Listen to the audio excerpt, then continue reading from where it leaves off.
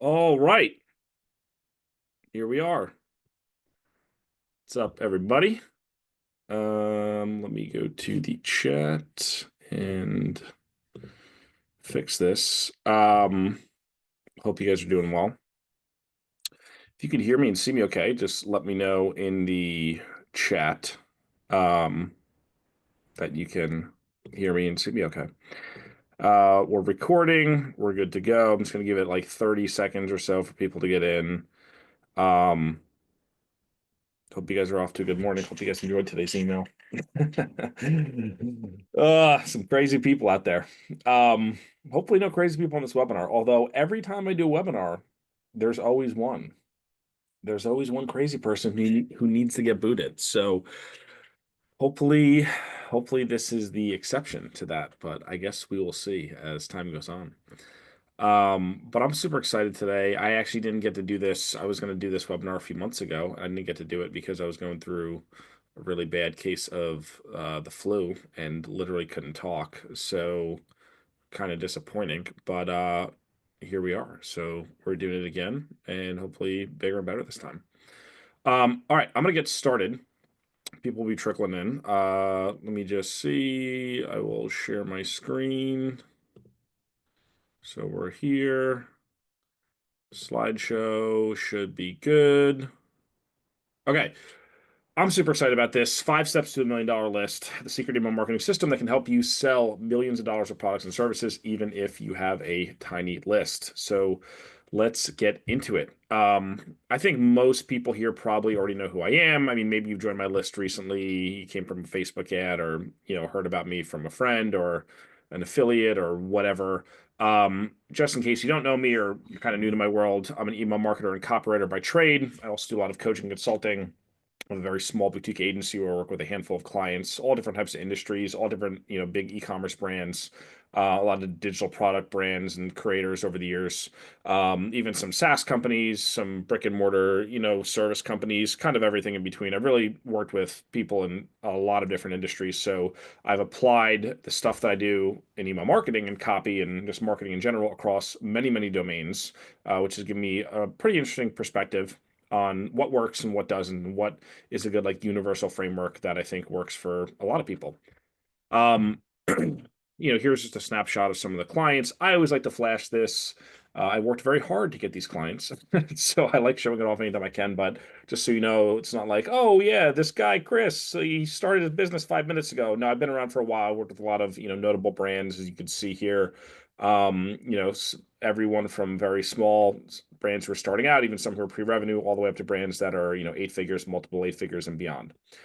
Um, the reason I started giving this webinar and the reason why I'm giving it now is because I still think we're in this phase where like there's this big massive shift happening in the world right now, especially everything we've seen over the last few years in terms of jobs, inflation, economy, any other AI, any other number of factors that are going on right now. And it seems like we're kind of at this crossroads. At least that's the way that I have felt it. And I think it's kind of gradually been building over time. I remember I had this teacher in high school. His name was Mr. Lassen, and he told us about how with globalization, there was kind of this like the middle class was going to start to vanish. And, when you're 17 years old, you're hearing this, you don't even know what that means. So you don't have any context to, filter that through and you just don't really understand. But as I've gotten older, I'm 35, about to be 36. I'm like, oh, I start to see it now. Like I definitely start to see the people who kind of achieve escape velocity and the people who are going to be stuck below the line and are really never going to have a shot to get out. And it's kind of like society's starting to, or at least it seems like it's been accelerating over the last few years to kind of filter in these two groups of like the haves and the have-nots, right? Um, you start a business because you want to be one of the haves. You want to have it all. You want to have an awesome business. You want to be your own boss. You want to call the shots. You want to make enough money. You want to choose how much money you want to make. And I know that's why I started my business. I used to be a school teacher. I used to be a public school special education teacher. And, it's a very noble profession. But there was this moment for me where, as a teacher, you get like a salary guide and it says, okay, year one, you're going to make this much. And then year two, you're going to make this much. And it goes all the way down for like 40 years. And I was like, wow, here's every dollar I'm ever going to earn in my entire life on this one piece of paper.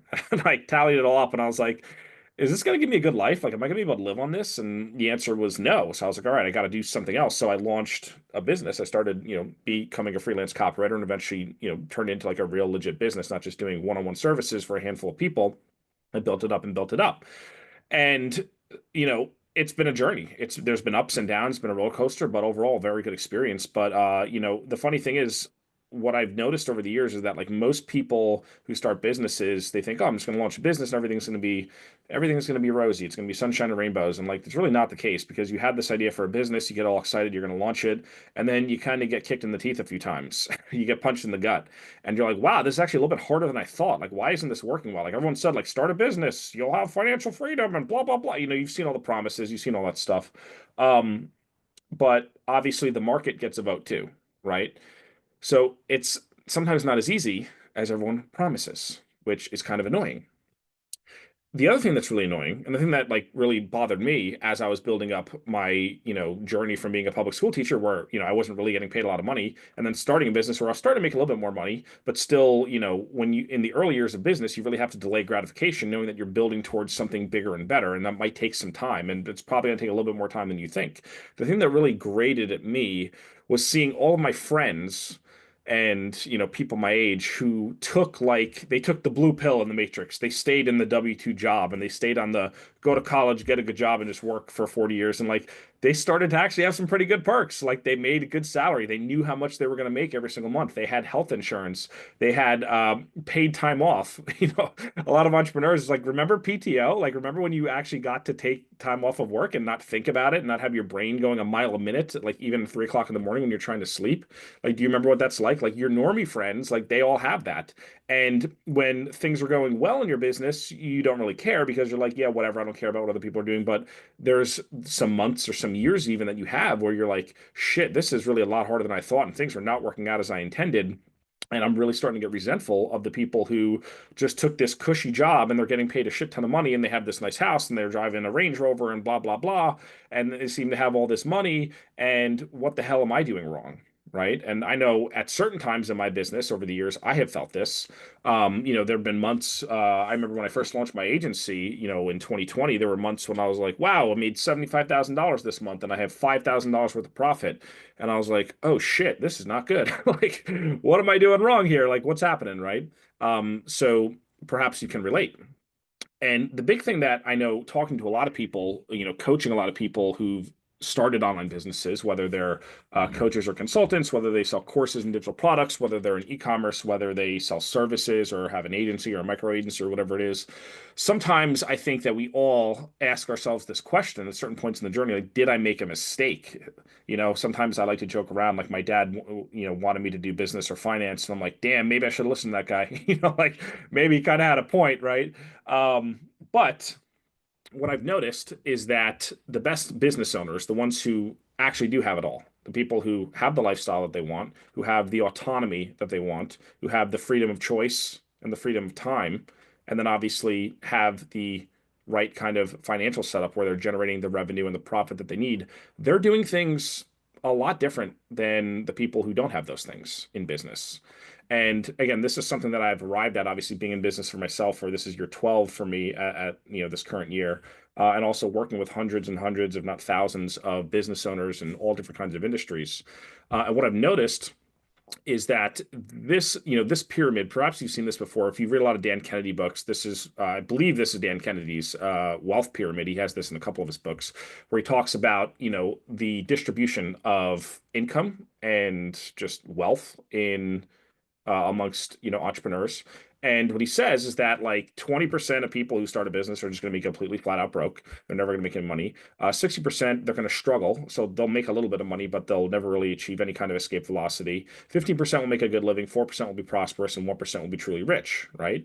And I don't know. You call this a Pareto distribution. I guess it's kind of in line with the 80-20, but I think these numbers are actually pretty accurate. So when I saw this pyramid for the first time, when I was reading, some of Dan Kennedy's books, I was like, well, I know where I want to be.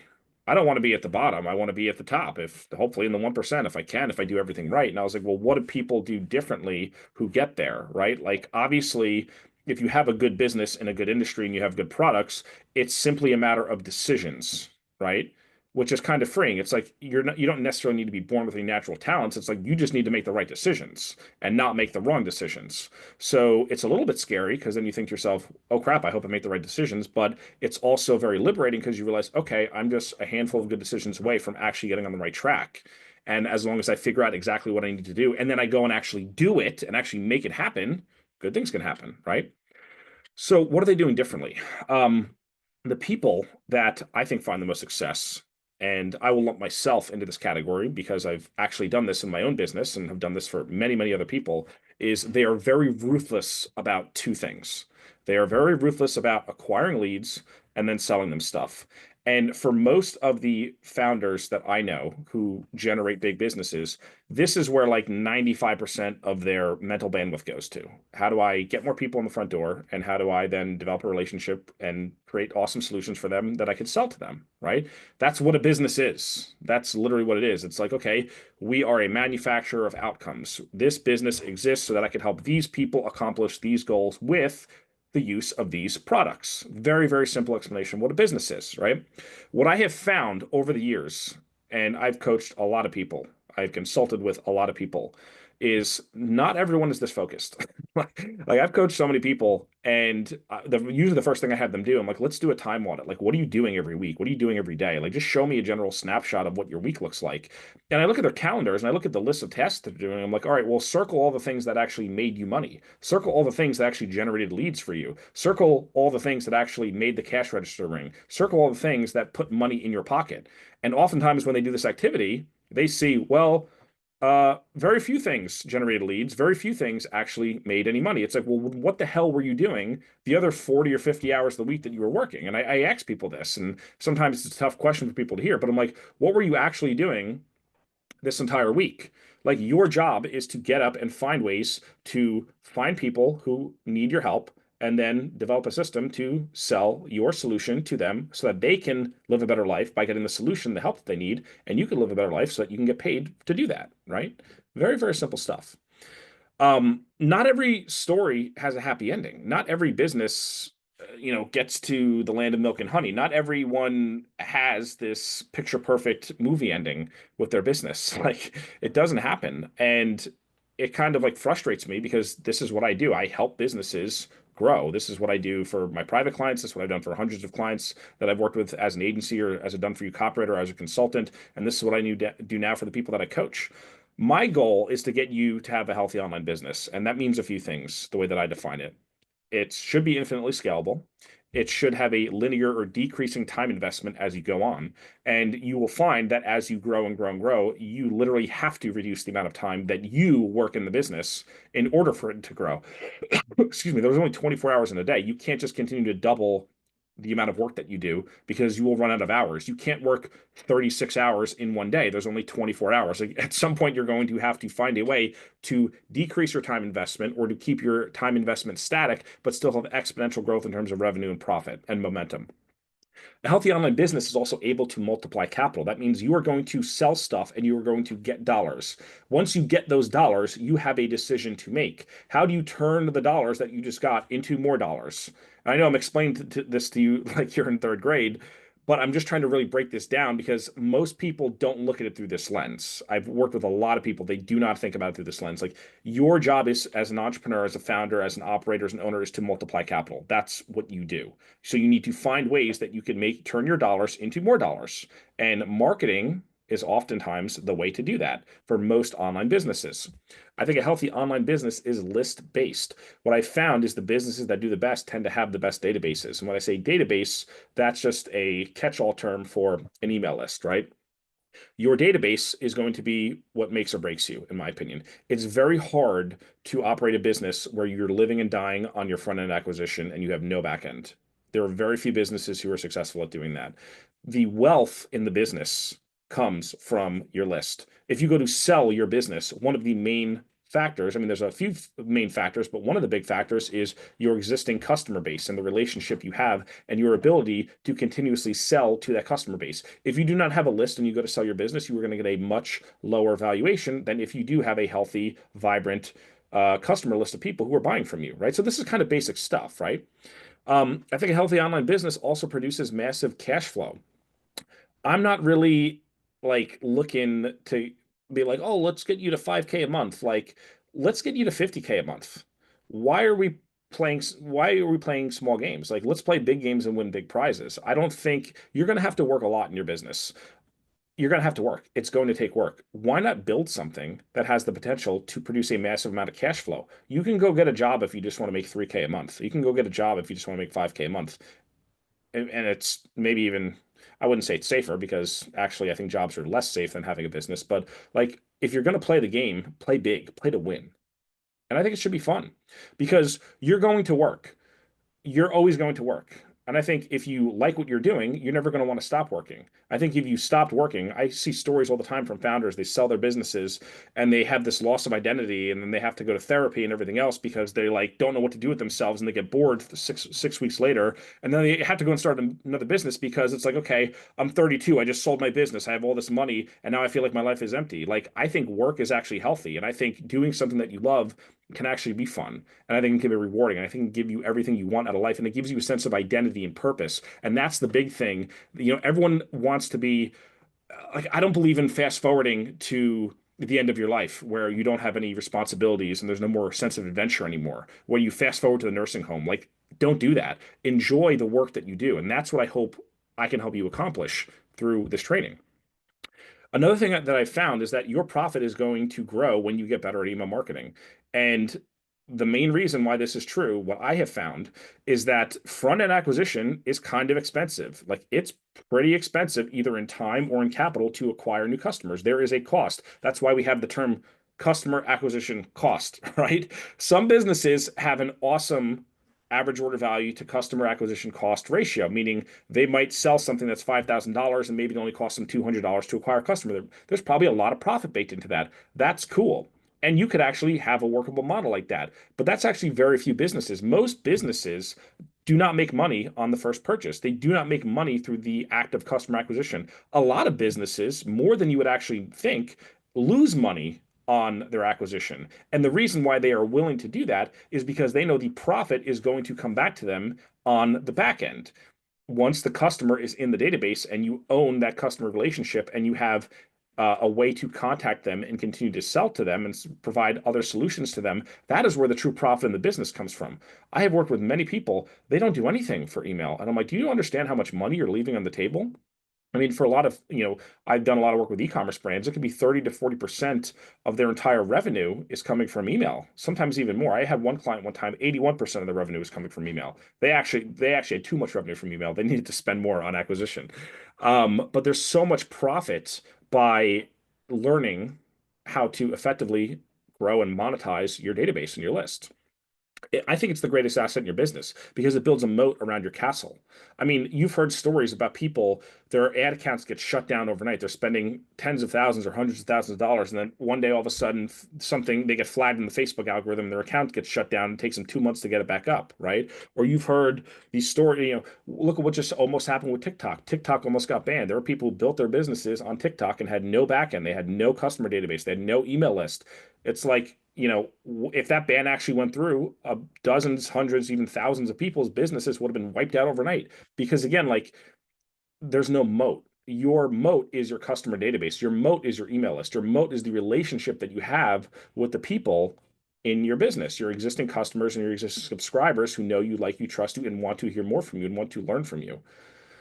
So I'm like getting really heated over this, but this is one of those things that I just see all the time, and it just like hurts me when I see it because I'm like, this is the thing that you really need to focus on in your business if you want to unlock massive amounts of growth and actually build a moat around your castle that makes you impenetrable. Like me, if I lost every acquisition source, I could still run my business for years.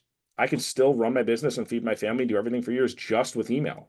It would suck. I wouldn't enjoy it, and I would actively be working to find other acquisition sources, obviously, as you probably would too. But it is a moat, and it will sustain you. The other thing that's super important is with list building, there's asymmetric upside. And this is super duper important because what I have found over the years is that when I write emails to my list, it does not take me any longer to write an email to my list when I was at 700 subscribers as it does now to when I'm at 15,000 subscribers. It's the same time investment. In fact, I actually think I write emails faster now than I did back then. So what has happened is my time has kind of stayed static in terms of what I'm investing into the work that I do in my business, but my revenue and profit has grown exponentially. And this is true with every single client I work with too. Like they're still doing the same things every day, every week, every month, every quarter, every year in their business, give or take, right? But they have asymmetric upside because this is an infinitely scalable system, right? It does not take you any longer to write an email to 1,000 people than it does to write an email to 100,000 people. It's literally the same time investment, but the outcomes can be very different. The only variable that you need to tweak is the size of the audience that you're mailing to. I like to think I'm pretty good at this. I mean, I'm okay. I don't really like bragging about my numbers and stuff. I know a lot of people do that. Some people, their entire business model is that. I try not to do that. But to a certain extent, I have to offer some proof. Like, I do actually know what I'm talking about. I mean, this article was written in 2022 about how I made 974K from my business working part-time hours. How did I do this? Well, it's because I have an email list. There were a lot of people that started out I remember when I was starting as online, I started online in 2013. I think I got my first paid copywriting client in 20, like it was April or May 2015. There were so many people who were like so further ahead in the journey. They'd been doing this for years. They had clients, they were making money, they were making 10, 20, $30,000 a month. And I was like just starting out doing sales orders for like 200 bucks. And I was like, damn, these people are so far ahead of me. As the years went on, though, I leapfrogged all of these people, every single one of them. Some of these people aren't even like they're not even in the industry. You can't even find them anymore. They just dropped out. They took a job. They tapped out. They rang the bell, right? I'm still here. And not only am I still here, I'm doing better than those people ever did. Why am I doing better? Am I smarter? I don't think so. Am I more good looking? Maybe. Am I more talented? Possibly in some things, probably not everything, right? But the one thing that I did do that was different was I focused on growing my email list. That's what I focused on. I said, this is an asset for my business. This is going to take care of me for the rest of my life if I build a relationship with a customer base and provide solutions to their problems and help them get what they actually need in their business and in their life. Every business operates this way, right? It's about the strength of the database. That is why I've been able to do what I do. Everyone's like, how did you build this? I focused every single day. I woke up every single day and said, how do I grow my list? And how do I sell stuff to that list? How do I do that? How do I continuously build up this asset? I did this because I wanted to get clients. I said, I want clients coming to me. I don't have to go and cold email. I don't have to do cold outreach and hey man, just checking in. Did you see my last email? Hey, did you see the video I sent you? I don't want to do that stuff. I want people cold emailing me. I don't cold email anyone. People cold email me. Clients cold email me. They say, hey, Chris, can we work with you? Can we hire you? Can we pay you massive amounts of money? And I say, maybe, let's talk about it, right? I like that dynamic a lot better than me having to go hat in hand begging for work. And that was the thing I realized at a very, very early stage in my career that if I could build assets, I looked at people like Dan Kennedy, I looked at people like Frank Kern, I looked at people like all these high-level service providers who were doing high-level consulting and high-level services for massive amounts of money. I said, what are they doing? Well, they are doing attraction marketing. They are building their magnetic field and pulling people towards them. And that is the big difference. And this is why I tell everyone this is what you have to focus on because it's a point of leverage. There's asymmetric upside and it shifts the power dynamic in your favor. If I want a client, it's one email away. If I wake up tomorrow or the next day or the next day, I say, I want to get a client today. I send one email, boom, a client appears. That's what I always wanted. That's what I built. And like I said, I'm not anyone special. You could do this. You could build a list. You could grow a list. You could send emails. Like this is not, we're not trying to put a man on Mars here, right? Like we're just trying to build a list of people and sell them stuff. Another example, Carnivore Snacks, one of my clients that I've talked about many, many times over the years. Last year, they almost went out of business. Crazy story. Basically, I'm not going to get into all the specific details because it'll take 5, 10 minutes to explain. It's very like food science based and kind of boring actually. But the Ohio Department of Agriculture shut them down. They said, hey, your process is not one of the approved beef jerky, even though they're not a beef jerky product. They said you have to follow these beef jerky guidelines to blah, blah, blah, blah, blah. And it was a bunch of bullshit. They said you have to stop selling until they could do their inspection and yada, yada, yada, and approve them. And they eventually got approved and everything else. But for a while, it was looking pretty dicey because they had to turn off all their ads. We had to stop selling. And then that was for about a month. So no revenue. This is a business that was doing, I think they did $19 million last year, even with the hiccup. So like, this is not a small business. This is not a small operation. There's 30 people in the warehouse, in the factory. Like it's a big operation. they said we had to shut down. They said, okay, we got one shot. Mark called me up. He's like, we got one shot. We are going to start producing under their supervision, get everything approved, and then we have to make sure we can bring in enough revenue to effectively hire back all the workers they had to let go, and then get the operation going essentially from scratch again, which was a big feat. And a large part of that fell onto my shoulders. I had to write an email that could basically save the company. Now we do very high level email marketing with Carnivore Snacks. Like I said, it's a big operation. We're very dialed in. I've been writing the copy for Carnivore Snacks for years, ever since they were pre-revenue. I helped them launch their brand from scratch at $0. So we helped them make their first dollars, the first ever Kickstarter campaign. And I said, we need a Kickstarter. So I wrote this email. It was kind of like a Hail Mary pass about how we were going to do this pre-sale for, the new and improved version of the snacks. And what happened? Our email list saved us, right? We did $700,000 with 3 emails and 3 SMSs to our list in 1 month and saved the business. 700K, 3 emails, 3 SMS messages, right? Thank God we had that email list. Thank God we had a relationship with that email list. Thank God we had invested time and energy and mental bandwidth and focus into building up that asset for the business, because if we did not have that, the company wouldn't have existed anymore, right? So everyone talks about, you hear this in the news, even nowadays, they're like, oh, Trump's tariffs, the economy's good, the economy's bad, it's going to be the golden age, or it's going to be a recession. Like, honestly, no one knows. No one can predict the future. If they would, they wouldn't be on this webinar and they'd be running a hedge fund somewhere, right?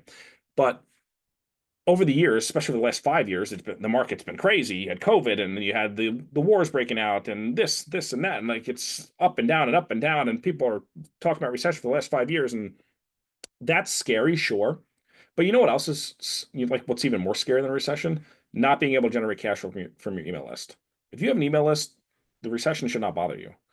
You can, in my opinion, recession proof your business. If you have people who like buying from you and need solutions to their problems, you could write anything out. That's what I found over the last few years, especially. Now, there's good news, because what I want to teach you now is how to develop a very simple system that's going to turn your email list into a money printing machine. So you could turn your basement to Scrooge McDuck's lair and do this whole thing. I always wanted to do this. Probably need a lot of gold for that, though. Imagine if you can get paid every time you hit send. Imagine if you can make more sales on a daily basis. Imagine if you could sell things for higher prices and have higher average order value. Imagine if you had more profit margin in your business. Imagine if you could sell stuff and you didn't have to discount. And that's one of the big pain points. A lot of people, especially in the e-commerce world, but even in the digital product world, people, they can't make sales unless they run an actual sale and discount their products. What if you didn't have to do that anymore? What if you could generate some passive income from your list via email marketing and via smart automations? What if you could work for 20 minutes a day? There are days when I write an email and then I log off and do whatever the hell I want. It's not every single day. I like to do more stuff. I like to film YouTube videos. I like to work with clients. I still do other stuff because I enjoy it. I get to make that choice because I enjoy it. But there have been times especially like when my second son was born, and I had to hold him and rock him for 3 hours, because if I put him down, he would wake up. So I couldn't be in front of the computer for a long amount of time. I'd literally have to wake up. I'd have to send an email and say, okay, that's my day. And I had to keep the business running because I had payroll and I had people whose salaries depended on me. And I had a team of people that I had to, keep the gravy train running for.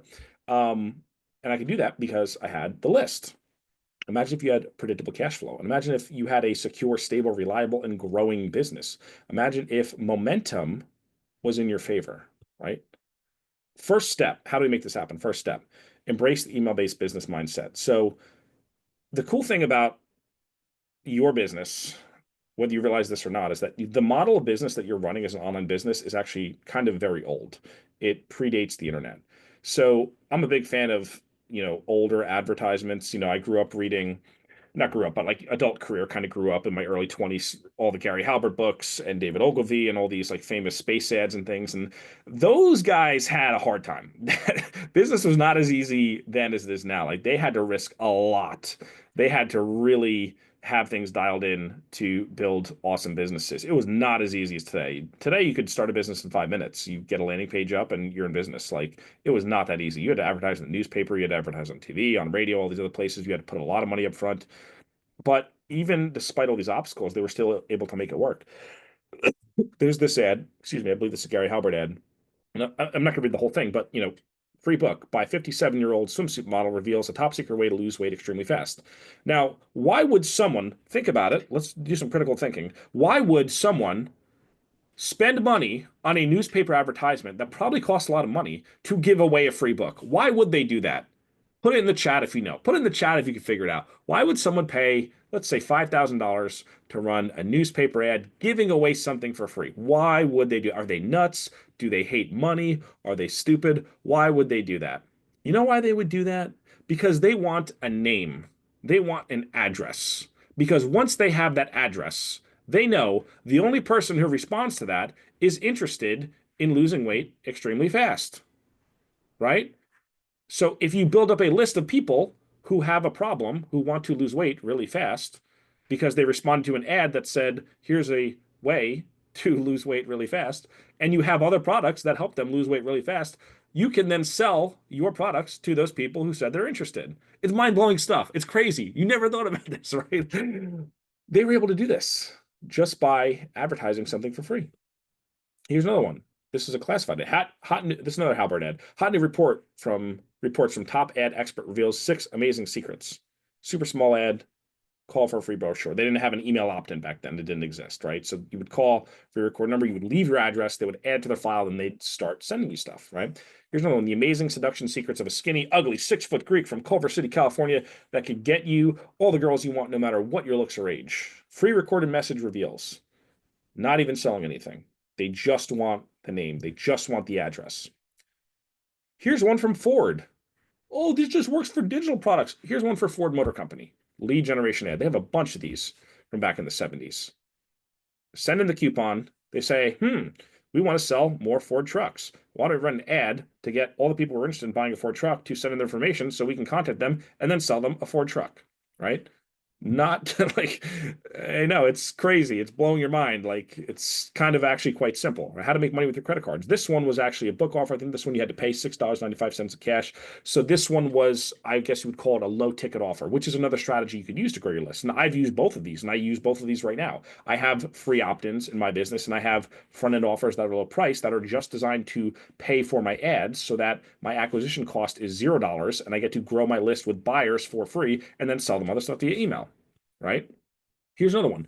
Let me ask you a question. Do you think Omaha Steaks builds their business off a $49.99 offer? Like, is that where they make all the profit and have all the money to pay their expenses and their team and everything else off a $49.99 box of meat? No, they want to find people who like buying meat through the mail, so they advertise. And then once they have this file of people who are proven to like buying meat, they then sell them more meat.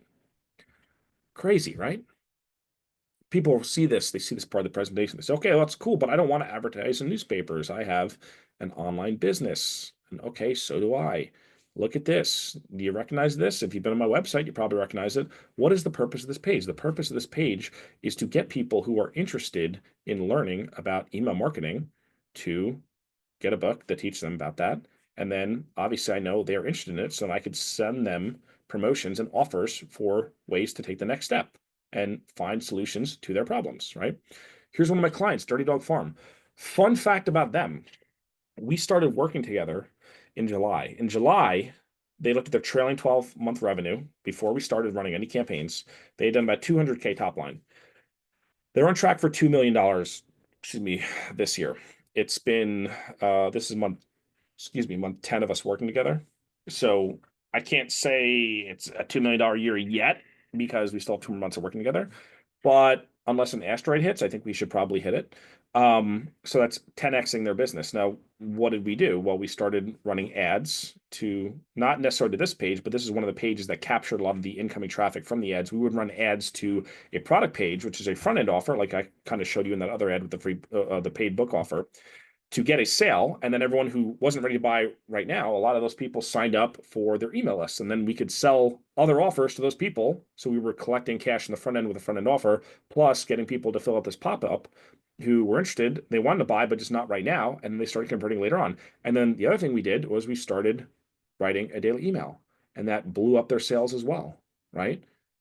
So, like it's not rocket science. It's kind of actually pretty straightforward. People just don't do this. Here's another one. So not one of my clients, but one of the guys that I've become Twitter friends with, Ajax, Alexander Juan Antonio Cortez. Why is he offering this free intermittent fasting guide? Why on earth could he be doing that? Well, maybe because people who buy this guide probably want to buy other stuff from, or excuse me, get this guide for free, probably want to buy other stuff from him. So he's using a lead magnet to attract them. Uh, Dawn and Alyssa from All Connected, they're a web design agency. They actually did the page from our Write Yourself Rich program and the opt-in page that you sign up for, the Easy AF website workshop. Why on earth would someone who's selling websites have this opt-in? Well, because they want people who are not satisfied with their website, who want to improve their website, to fill this out so that they can sell them a solution to get a better website, right? The old school method was generate a lead with a space ad or classified ad, add them to your house list. You would send them direct mail letters and have to pay postage every single time, and you would profit. The new school method, with what you're doing or what you should be doing, is get email subscribers, sell something with email, you make a profit, and then you sell those people something else after that. And it's easier because there's no postage required. All you have to do is pay a flat fee for your email software every month. The reason I'm like so excited about this is because there's this quote, and there's a lot of similar quotes like this, but this is the one that I heard that really stuck with me years ago about the Beatles. Somebody said to me that, but the Beatles were anti-materialistic. And Paul McCartney said, that's a huge myth. John and I literally used to sit down and say, now let's write a swimming pool, because they would take out their pen and paper and they'd write a song. And they knew when they wrote that song and they launched that song, all the money that they received from producing that song or that record would give them enough money to buy whatever they wanted.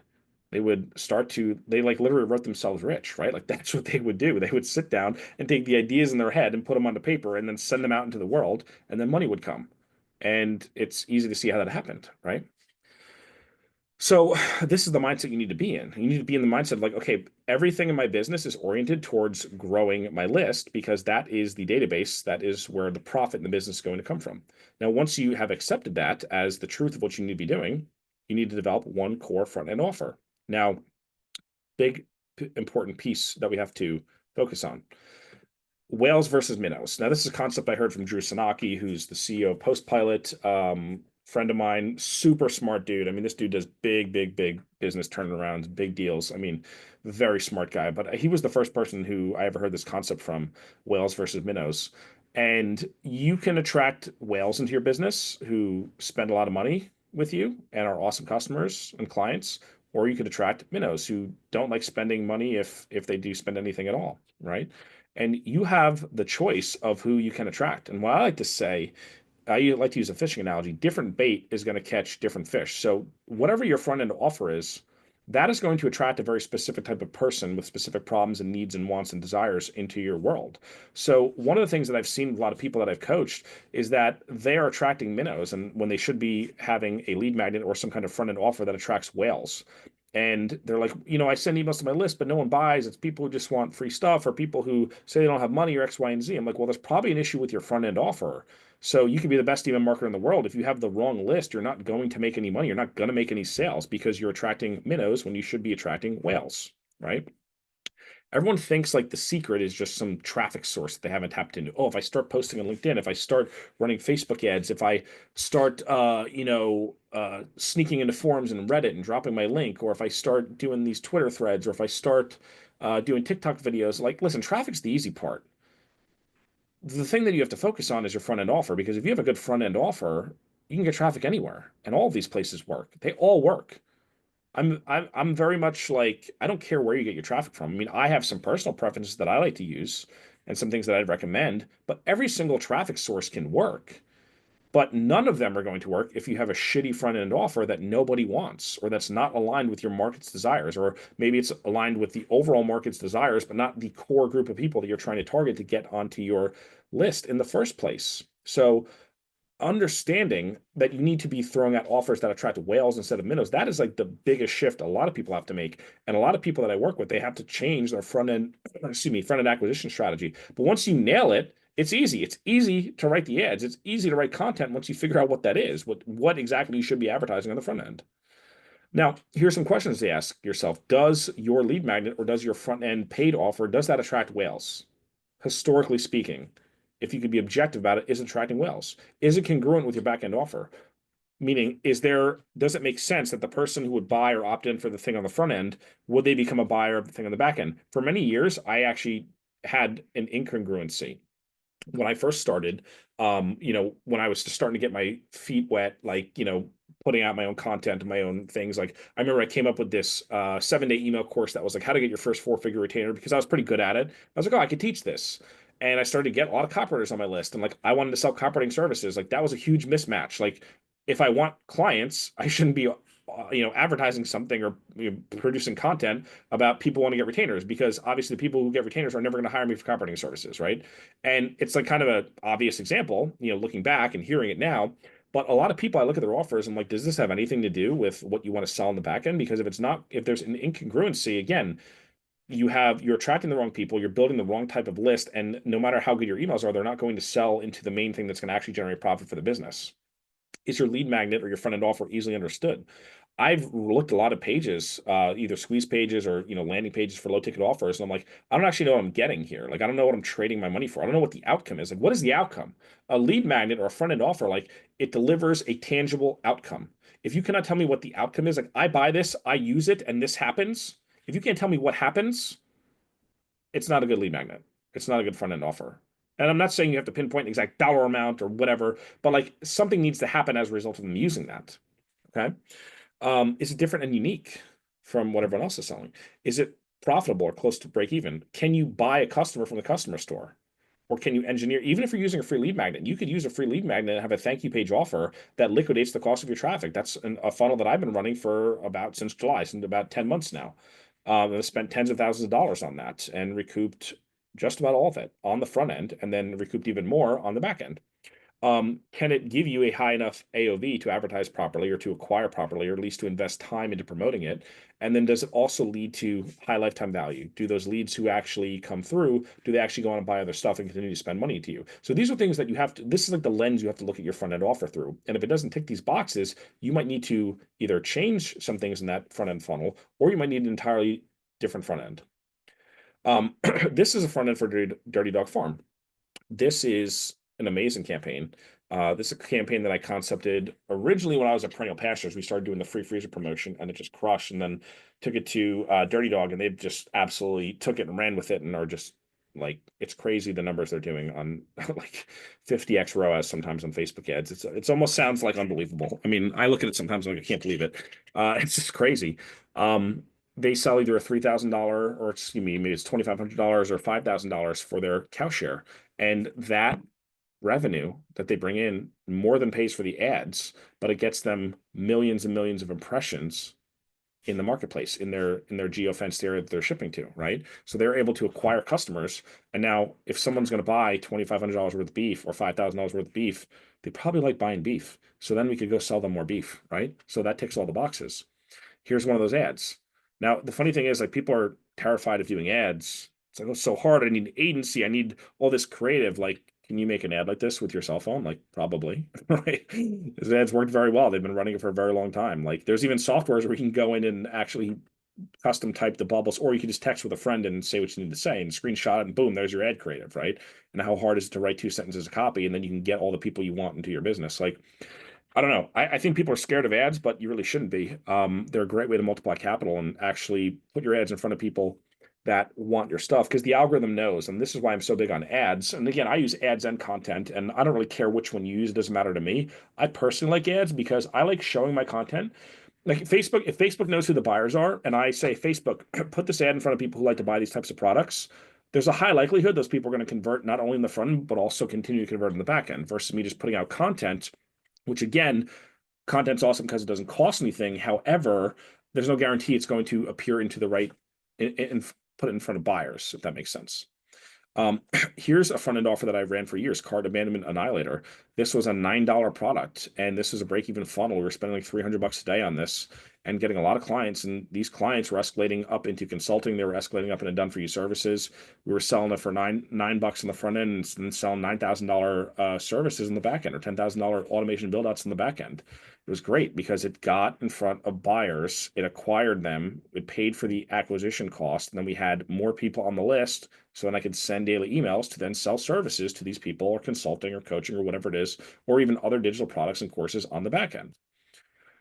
Here's another one. This is a free free lead magnet I did. I did a 12-minute email writing demo where I just said, here, watch me write an email in 12 minutes. Here's how I do it. And, I don't know, did okay. 427 retweets because I said, if you like this, I'll send it to you. Or excuse me, you like and retweet it, I'll send it to you. 427 people are like, hell yeah, I want to see that thing, right? Like, can you do something like this every single week? Not that this is the only strategy you have to use, but like, again, I wake up every day and say, what can I do to get people onto my list? What can I do to get people onto my list? What can I do to get people onto my list? That's the question I'm always asking myself. I'm always testing and trying new things. And it didn't cost me anything to do this. It took an hour of time to film this, get it all set up, get the opt-ins set up, write the post, set up the automatic DMs and Hype Fury. Like it maybe less than an hour to do this whole thing. And I got a lot of people onto my list. Dan Kenny, again, going back to my boy Dan, you don't get customers to make sales. You make sales to get a customer. And this is the big shift that you have to make as well. Like everything you're doing is to get customers so that you can sell them more stuff on the back end. It's not just me saying this, it's Dan. So even if you don't believe me, you better believe Dan, right? The profit you make on your front end is always going to be significantly smaller because, again, there's always a customer acquisition cost. And even if you're not using ads, there is an investment of your time. Your time has a value. So even if you're doing content, which is cool, and I totally support it, and I think you should absolutely do content as well, even if you're doing ads also, there's still an investment of time or sweat equity that goes in. So it's going to eat into the margin from the acquisition of that customer. So all of your profits or the lion's share of your profits are going to come from your back end marketing efforts. So in summation, if your list isn't growing, you need a stronger front end offer. Now, third step here, personality-based emails. AI, oh my gosh, everyone talking about AI, like, yeah, listen, I like AI. I think it's cool. I don't have any, do I think it's taken over the world? No, not really. And I've talked about this before in my emails. I think it's a pretty cool tool. I think you should use it for some things, definitely. Can you use it for writing emails? Sure, if you want to, you can. I don't really give a shit. It doesn't matter to me. I don't care. As long as you get the outcome you want, cool. I personally don't like using it just because, well, for a number of reasons. Number one is sometimes people lean too heavily into the AI and they have these, you go on LinkedIn and everything's like AI. It's like just AI bots interacting with AI bots on AI posts. It's like, you could spot it from a mile away and like people are almost getting turned off by it. And I've seen a lot of people like be like, oh, I'm not following this person anymore because this is an AI post. I actually saw it the other day. Someone said that some big personal development influencer that everyone would know posted something and someone was like, oh, time to unfollow this person because they used AI. And I was like, okay, I mean, I don't care, like whatever. But it's very interesting how, the reactions people have been getting. But I think with personality-based emails where you're like infusing your personality and your voice and your tone and your style, people like that. People like it. And does it take a little bit more work than just plugging something in ChatGPT? Yeah, it does. But I find it cathartic. I find it like the most fun part of my workday when I get to sit down and write my email. I really do enjoy it. There's this quote I saw. I think this was the guy, David Simon, is that his name? The guy who wrote the television series The Wire. He was getting interviewed. He said, I don't think AI can remotely challenge what writers do at a fundamentally creative level. And this interviewer said, but if you're trying to transition from scene 5 to scene 6 and you're stuck with that transition, you could imagine plugging that portion of the script into an AI and say, give me 10 ideas for how to transition. He said, I'd rather put a gun in my mouth. I feel just like this dude. Like I would rather put a gun in my mouth than like write every single thing with AI. Um, like I said, if you want to, I don't care. I don't have any moral, like, I'm not going to share. Like, I don't get, like I said, it does not matter to me what you do. Personally, I like writing emails. It's fun for me. It's like I said, I wake up and I can't wait to get to the keyboard because not only am I going to get paid for that activity, but it's going to be this fun experience where I get to write and be creative and express myself and just say whatever I want to say and see all the replies and everything else. So I really do enjoy it. Writing is just thinking. Tools are just tools, right? I think if you infuse personality, people will start to like you and like your stuff, and that's how they start to bond with you and develop trust and then want to buy from you over and over again, right? People crave connection. Another thing I've seen too with emails, like when I work with e-commerce clients, which again, there's not all my clients. I work with a lot of people sell products, digital products, courses, consulting, coaching, all that kind of stuff. Sometimes people they have these like super designed, I call them pretty poster style emails. A lot of those times those get ignored, like, and you don't want those buyers who are like not intelligent enough to read.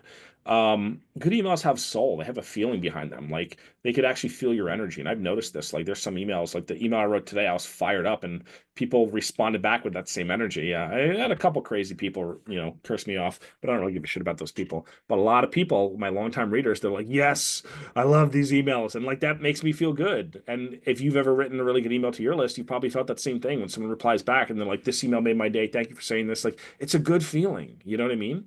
people like buying from people, and they don't really like buying from faceless brands or corporations. Like you always feel more comfortable buying from a person. And I think it's the only way to future-proof yourself personally. Um, Here's like, could I have gotten AI to write this email about me meeting up with David Deutsch? Yeah, I could have, but like, it can't just make like AI can make a story, but this actually happened, and like AI wasn't there. ChatGPT wasn't sitting at the table of the sushi restaurant with us, right? So like, yes, it can write a theoretical, hypothetical story, but I could just also write about what I did that day and turn that into money, and that's what I do, right? Step four, send daily emails. So this shouldn't come as any surprise, but like the more you send, the more money you're going to make. And like you're going to have to do something in your business to make money appear. And I think writing daily email is the best use of time to do that. Scott Adams is an author. He's the guy who did the Dilbert comic. Very smart dude. He has this quote from one of his books: losers have goals, winners have systems, right? And this goals versus systems uh, thinking, this mental model is super important. My system is to just wake up and write an email every day. And if the system works, it produces the outcome I want. And if for some reason the system isn't working, I look to tweak the system. I don't just set arbitrary goals and say, oh, I hope I do X, Y, and Z, and then it never happens. It's like, okay, I'm gonna, instead of thinking about a goal, I'm going to implement a system and then see what the outcome is. And then if I need to tweak parts of the system to produce a different outcome, then I have something to go off of, right? When I say email daily, people are like, they're like, oh gosh, it sounds like so much work. I'm like, you're what's more important than bringing in money? Number one.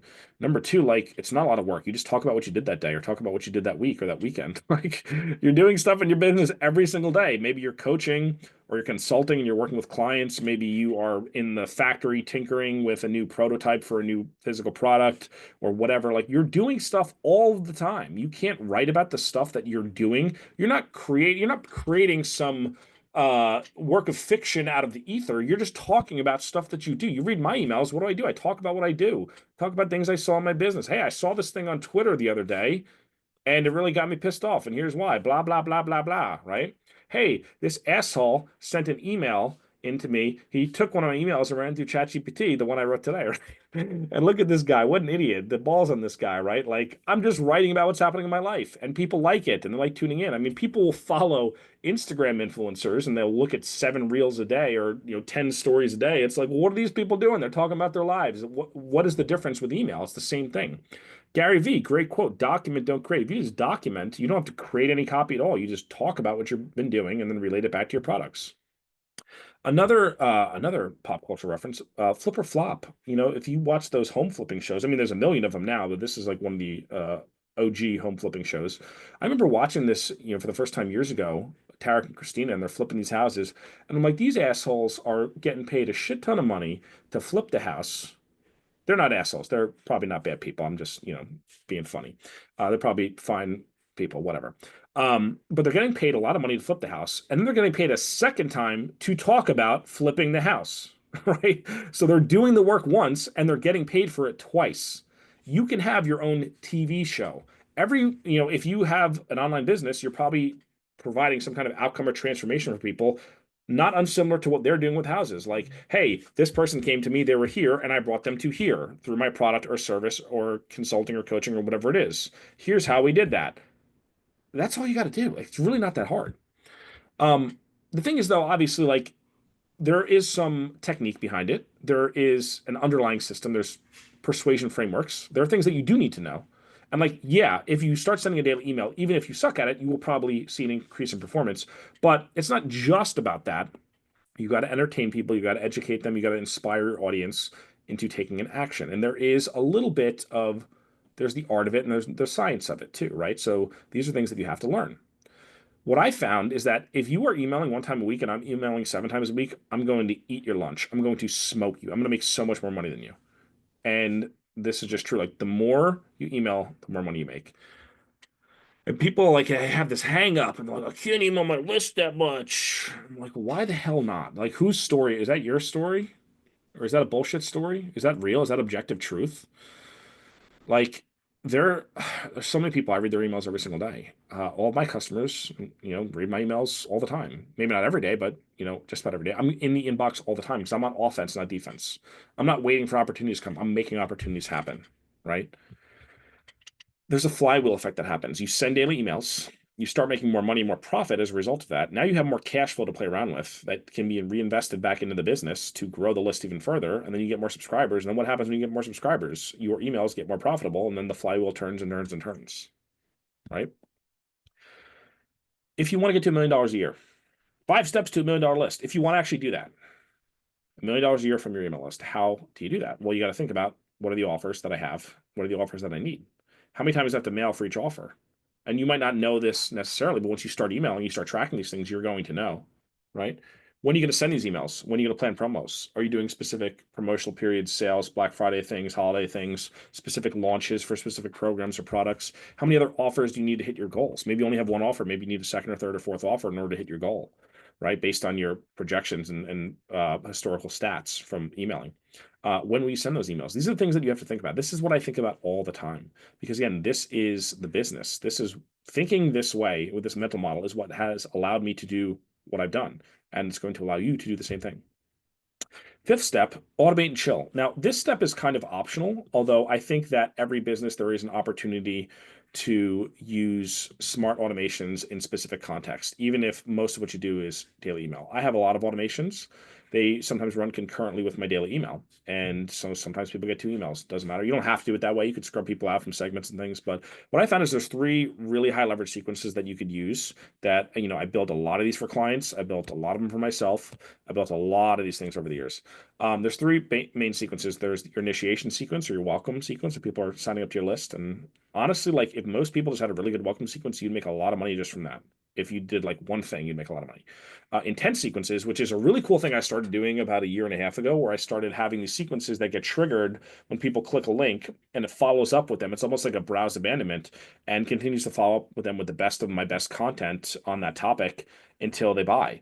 And they produce a lot of passive income. And it's really nice because it only goes to people who clicked on the link. So it's great because I have like 10 or 12 different products, and I have 10 or 12 of these sequences. So like if someone clicks, like everyone can go through their own choose your own adventure journey and start buying things on their own timeline only when they become interested in it. So it's not like going to someone who's not interested in something or at the wrong time in their buying cycle. And there's the infinity sequence, which is just your daily email that you continuously go on, and you develop your storyline, you develop your narrative, and people will follow along. I have people reading my emails who've been on my list since like 2015, 2016, 2017. They're still reading my stuff, right? Because it's an infinite sequence that keeps on going, and they still want to tune in to the Chris Orzechowski show. And the same thing will be true for you and your list. So the initiation intent sequences can create passive income and sales. And for me, again, I have a relatively small list. When I'm running traffic through these, when I'm actively like, including these links into my emails, it's like $200 to $300 a day just from these passive automations. And that's not including the revenue that I make from the other emails. That's not bad. And again, I don't have a huge list. My list, it's 15,000 people.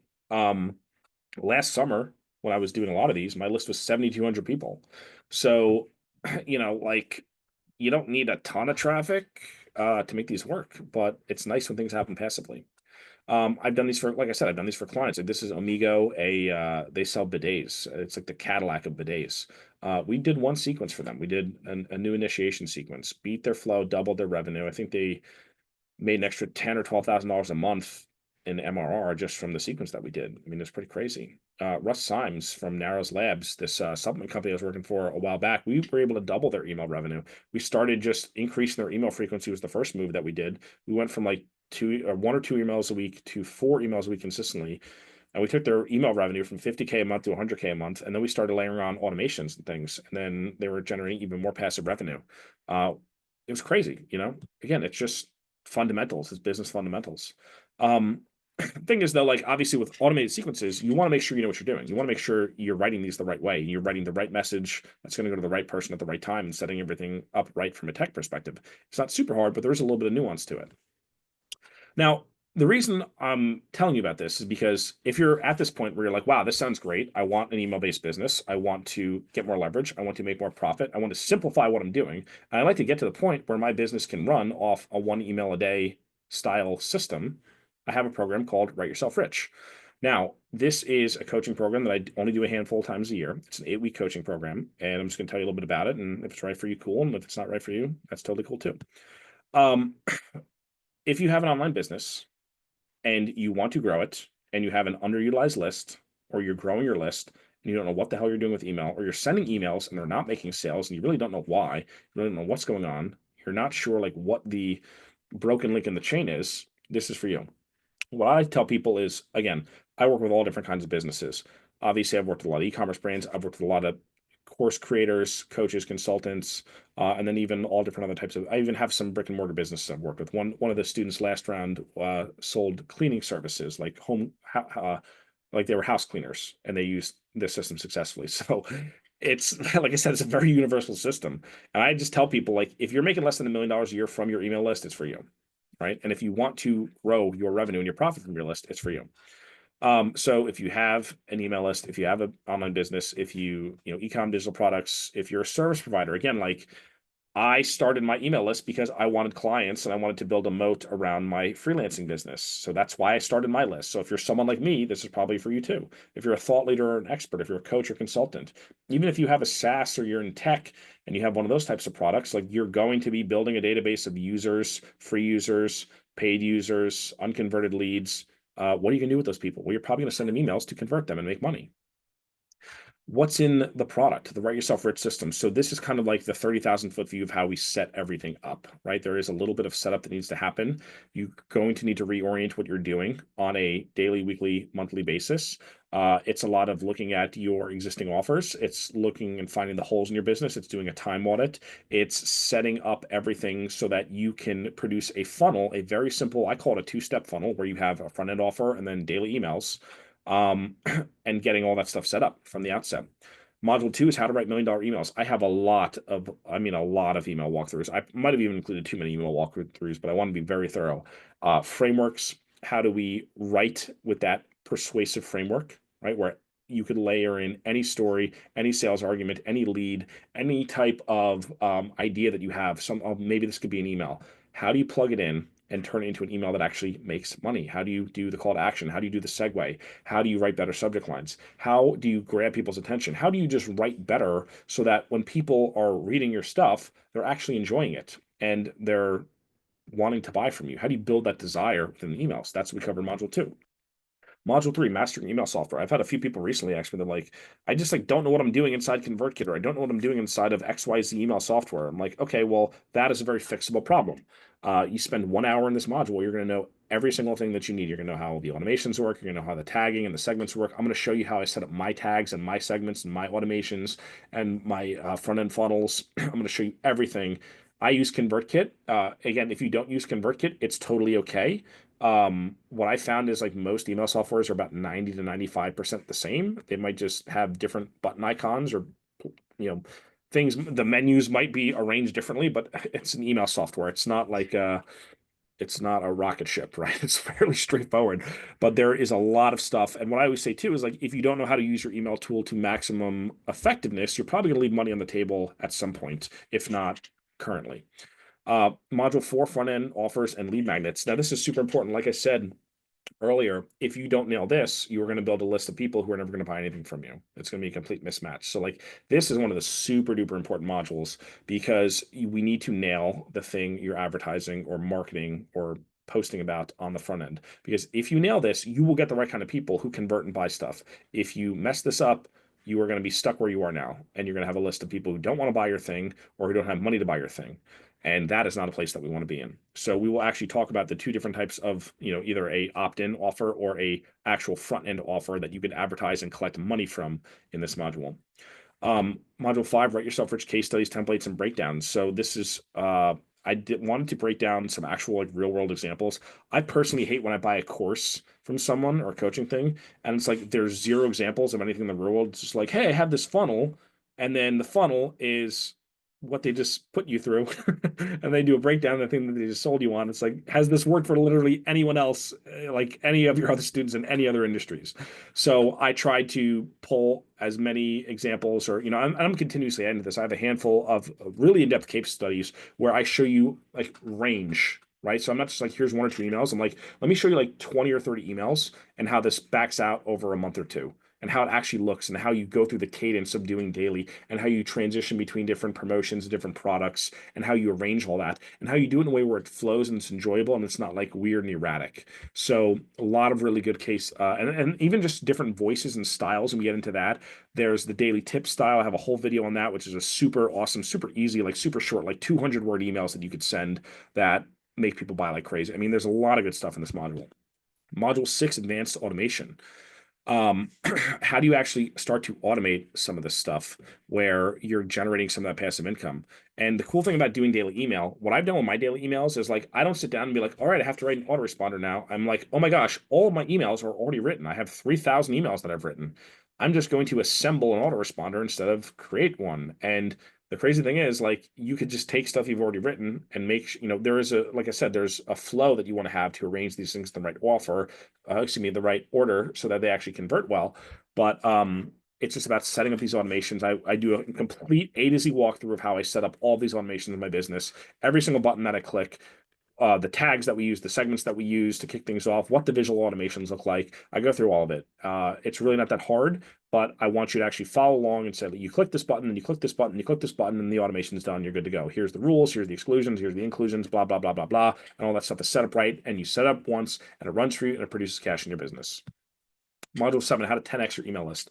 Like I said, I do not have the biggest email list in the world, but I have one of the densest in terms of value, in terms of high quality people, in terms of revenue per subscriber, in terms of number of customers. I mean, like I said, my email list is only 15,000 people, give or take. I have over 6,500 customers in my ThriveCart dashboard. That's pretty dense. Most people, if they can convert like 2 or 3% of their email list into customers, they're like jumping for joy. I'm way higher than that. Why? Because I built my list in very specific ways. So there's a lot of different ways to grow your list. And I can give you one size all recommendations, but certain people are going to gravitate towards certain methods, and there's a lot of things that you can do. So in this module, we find what is the right list growth model for you, and that's something that we work through together in the program. And then module 8 is living the one email a day lifestyle. Like, how do you actually not just like, oh my gosh, I wrote 3 emails and made some sales, and now what? It's like, that's cool, and I think that's going to happen for you. But like, how do you actually now turn this into a real scalable business model that can sustain you and support you for many, many years to come? And that's what we talk about here. You also get 8 weeks of live coaching with this guy named Chris Orzechowski. Um, I think you'll like the coaching. I think you'll like it. People find it very valuable. All the coaching calls are recorded. You can send in questions if you can't make it live. It's not a huge deal. It's all posted. You have access. You'll also have access to the past cohorts and those coaching calls. There's a lot of stuff, a lot of content. But my goal of this is to give you feedback and say, like, show me your emails, show me your lead magnets, show me your ads, show me your content, show me the things you're doing in your business. Tell me where it hurts. Let me solve these problems for you. You don't have to struggle. You don't have to wander around like hoping and praying a solution is going to fall in your lap. I will literally just tell you what to do. You come to the call or you send in your question. I'll say, here's what you're going to stop doing. Here's what you're going to start doing. Change this to this. Let me see your email. Here's what I like. Here's what I don't like. I mean, if all you got was 8 weeks of email feedback from me, would that be worth something? I think it'd be worth a lot. I mean, I don't know. Hope most people would agree.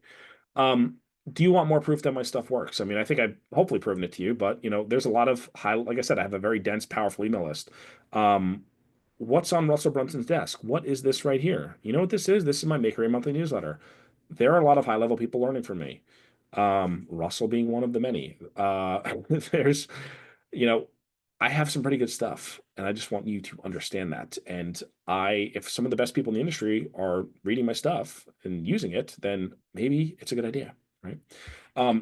Some testimonials. I have a lot of testimonials. I'm going to be adding some to the page. I'm going to be throwing some on my YouTube. They've just been sitting in a folder. I have a handful here that I could show you.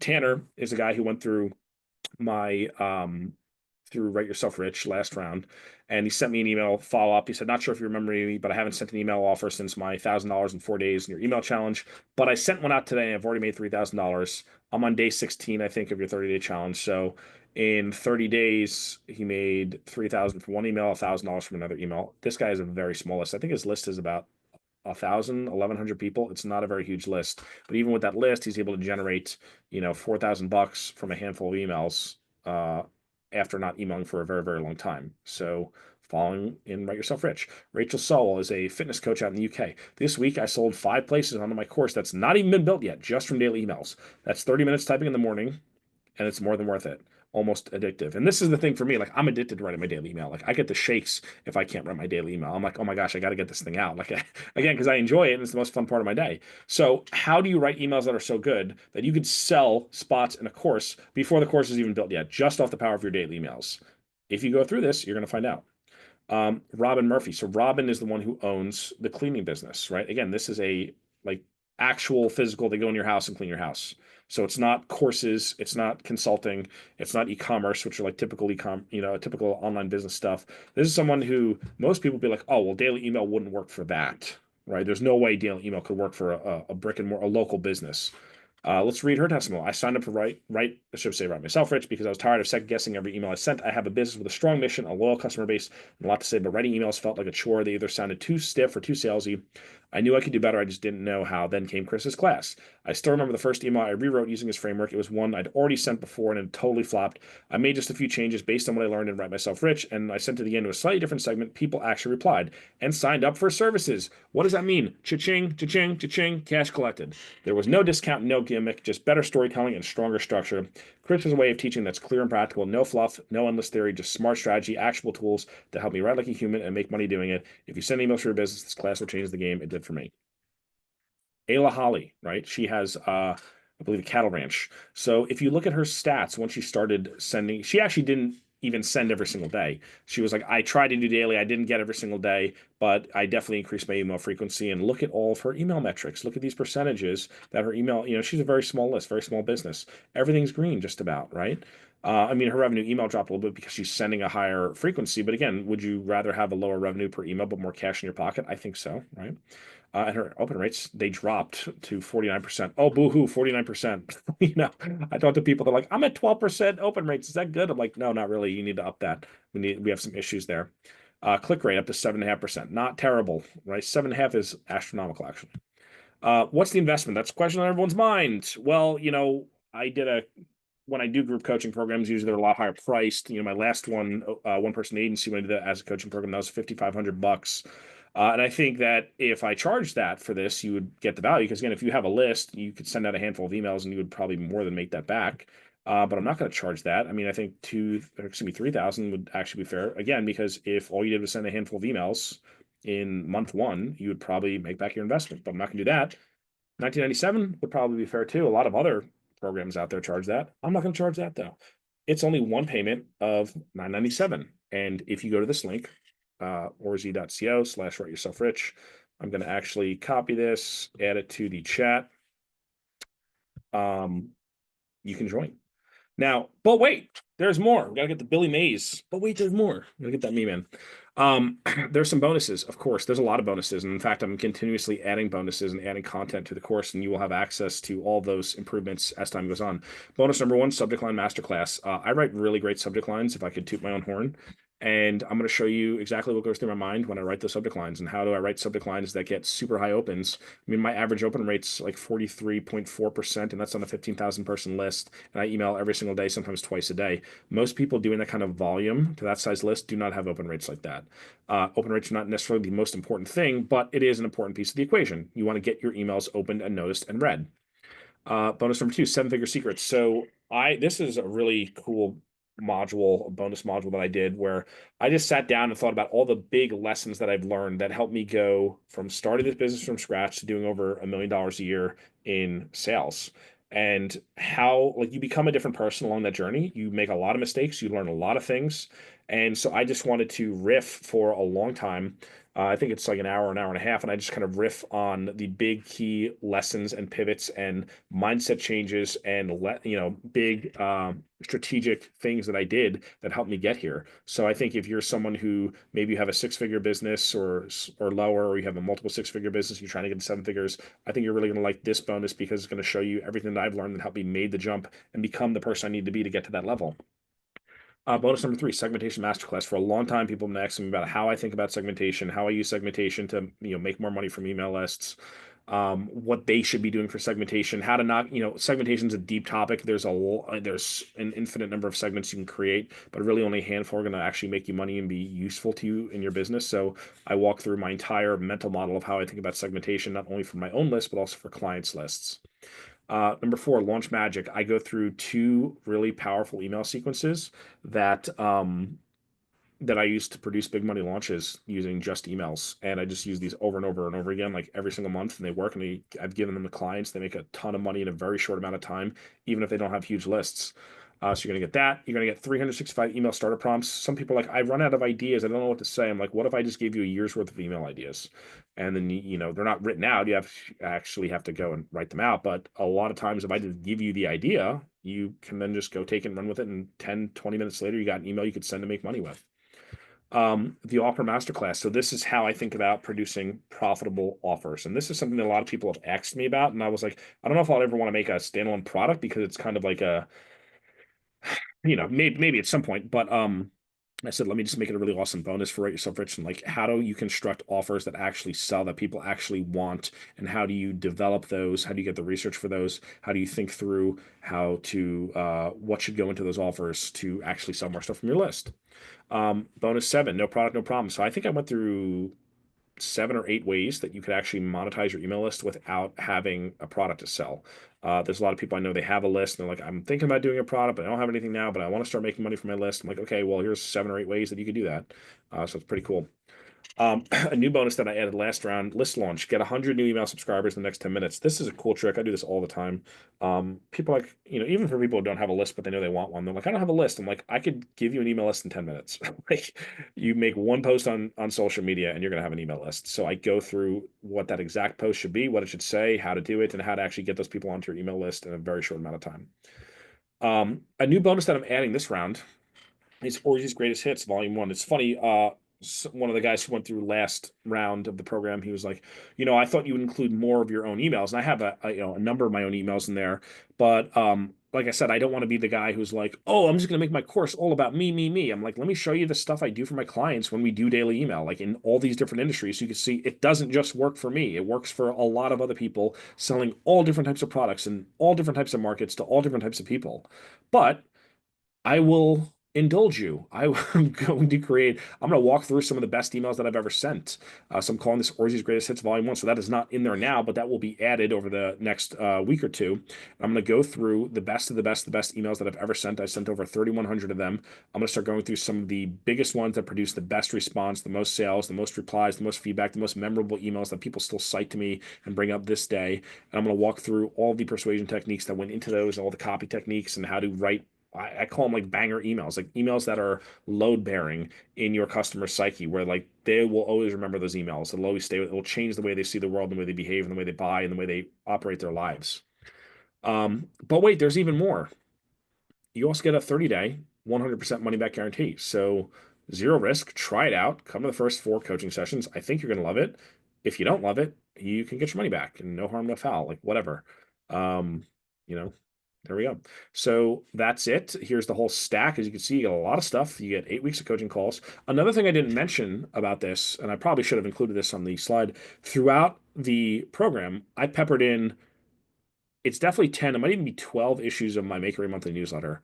Those retail for $100 a piece. So even if you didn't get any of this other stuff, which obviously you do, but even if you didn't, you're getting $1,200 worth of newsletters in addition to everything listed here, right? As a free bonus. So I should have put that on the slide. They are in there in different modules. I added in some strategic newsletters in there for specific topics. So it's a really great value. So what we'll do now is we'll turn over if anyone has any questions. You can pop them in the chat or in the Q&A. But did I drop that link for Write Yourself Rich? That's the link if you want to join. The deadline to join is next Friday at midnight, and then class will start the next Thursday, and then it will not be open again for a long time. So let me know what questions you have specifically. Suzanne said, will you send a replay for this? Absolutely. Corey put in the Q&A to get leads on that question before. But let me know what questions you have, and yeah, if you want to save your spot, hop right in. Otherwise, I'll keep on riffing. Greg said, thank you. This is awesome. Lee said, I have to jump off now. I can't wait to watch a replay. Emmy said, listen to the bald man. That's right. The bald man is speaking. I always like to reference that. People make fun of me. Oh, you're bald, your hairline. I'm like, yeah, I know. I scalp myself, like I do it every other day. It's a conscious decision I made. They say I like it to burn. It's pretty funny. Cool. All right. So you guys have the link. There is also an email in your inbox. Oh, we got a question here. Kevin said, "How would you go?" Let me see. Let me see this real quick. How would you go about writing a daily email for a client with the mindset of document, don't create? I work with a busy entrepreneur who's barely online because he has other businesses and pops in onto webinars every week to teach others what he does, basically Amazon FBA. But then he goes back to working on his agency and his Amazon businesses. How we get leads is we run ads and profit on the front end, but it's been lacking on the back end. When you go about setting up a system with them where they report what they've done that day, what they're thinking about or working on? Okay, this is a great question. So again, this is something I've tackled many, many times. I think I actually did cover this in the program because a few people asked this, maybe on one of the past coaching calls, but I'll cover it here now too. So at my agency, we had a lot of clients like this where it's like we have to extract the ideas from them. I mean, part of it is extracting the ideas, and part of it is you also bring ideas to the table. So every email doesn't have to be like a personal story about what you did that day, but some of them can be, and a lot of times just like, hey, there's anything big in the industry that you've noticed, anything going on in the business that's important that we could write about. Sometimes when you're writing for a client, you lean less on the personal story ones and more into just other style emails that are reason why emails. Or like I like doing industry news, like especially like Carnivore Snacks, there's always stuff going on. Sometimes like for the SMSs, like I wrote one a while back about like how Beyond Beef, I think it's worth like $4 million now, down from like a billion or whatever it was, and like we're dunking on them, and like that's industry news, and the founder doesn't need to be involved in that at all, right?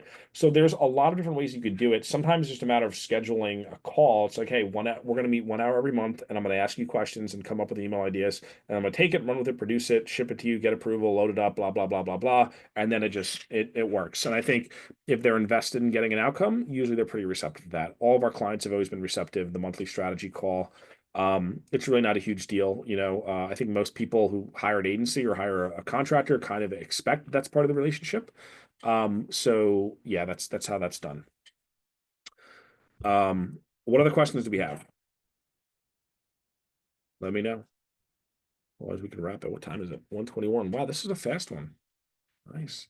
Um, cool. So you guys have the link. Remember, time is limited because next Friday will close.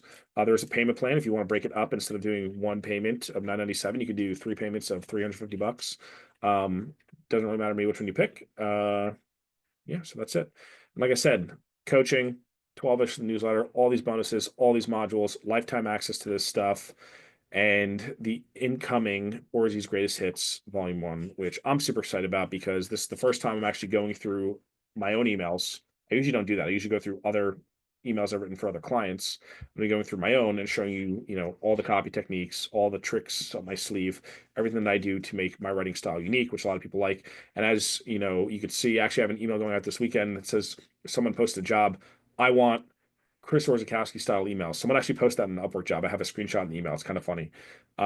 So if you've ever seen one of those job posts or anyone has ever said you want emails like the way I write them, that's going to be super helpful. And in fact, this whole program will be. So, all right, that's it. We'll wrap it up. Thanks so much, guys. And I will see you inside. Write yourself rich. End it. Where's the button? There we go. And all right, see you guys.